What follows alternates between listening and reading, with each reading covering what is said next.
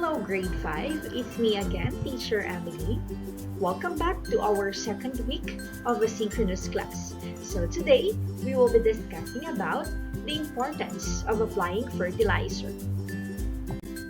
Here are the objectives for today's lesson. At the end of the session, you will be able to define fertilizer, identify the importance of applying fertilizer, and enumerate the ways of applying homemade fertilizer. So first, let us discuss what is a fertilizer. Take a look at the pictures that you can see on the screen. What do you think is a fertilizer?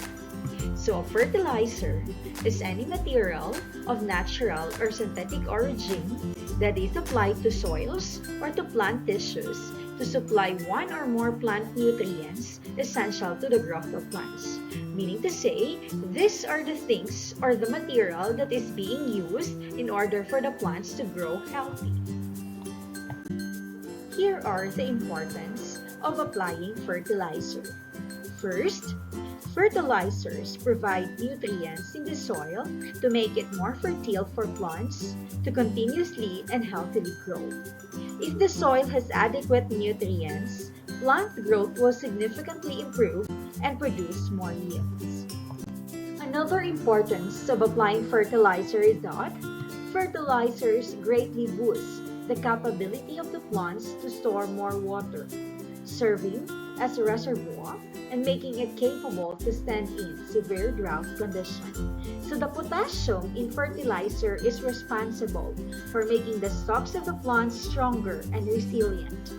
Moreover, the quality of the seeds as well as the fruits is dramatically enhanced, creating a better yield.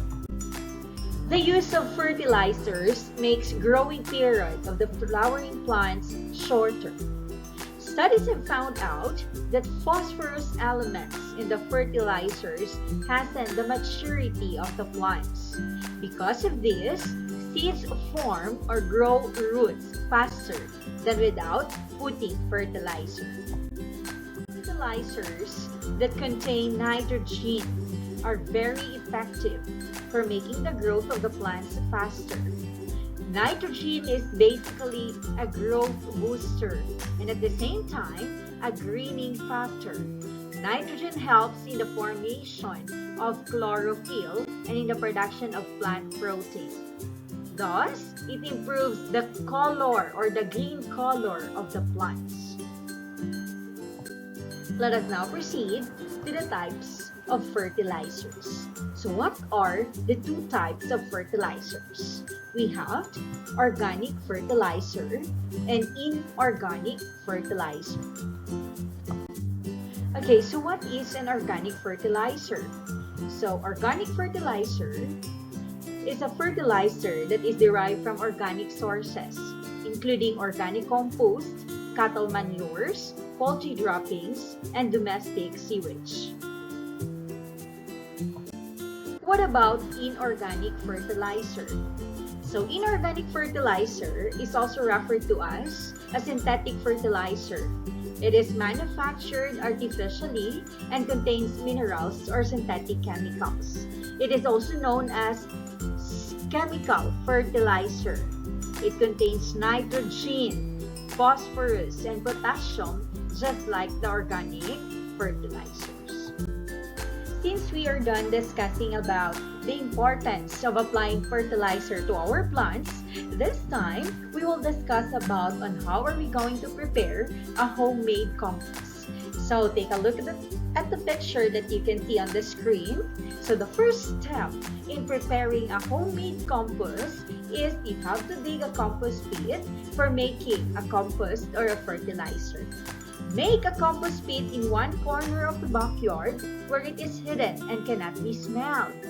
The compost pit can be measured at least 1 meter wide and 1 meter long and 1 meter deep, or it can be smaller than this depending on the amount of biodegradable materials that is being thrown in the compost pit and the amount of the compost needed for your vegetable project. Compost comes from thoroughly decayed plant and animal matter, or both. So here are the following materials that are being used for making a compost. So first, take a look at the picture. What is it? So it is a kitchen refuse. So kitchen refuse can be a leftover rice. It could be a viand, such as fish, meat, cooked vegetables, and others. Another one is the vegetable and the fruit peelings. We have the grasses or the weeds, rice hulls, ashes or wood ashes, dried leaves, and the farm manure such as chicken droppings, carabao, or horse manure. The next step in preparing your homemade compost after digging, you have to mix the materials in the compost pit or pile them on the ground about 30 centimeters high. Next step, after mixing all the materials, we need to cover it with banana leaves or other big leaves to keep it moist. The compost pile should be turned every 5 days. Push the bamboo stick into the center and after 3 minutes, pull it out. Next, we have to sprinkle enough water on the pile every time it is turned. And lastly, allow it to decay for about 4 to 5 months. The compost is then strained and mixed in the garden soil to keep it fertile. That's all for today, kids!